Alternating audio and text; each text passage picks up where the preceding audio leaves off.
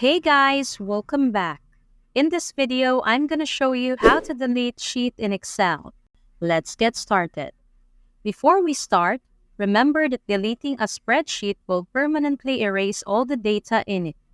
Also, any references to that data in other sheets will no longer work.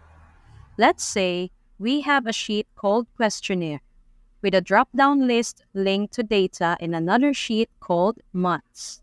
If we delete the months sheet, the drop-down list in Questionnaire will stop working. To delete a sheet, click on the sheet you want to delete. Right-click and select Delete. Excel will ask for confirmation. Click Delete to confirm.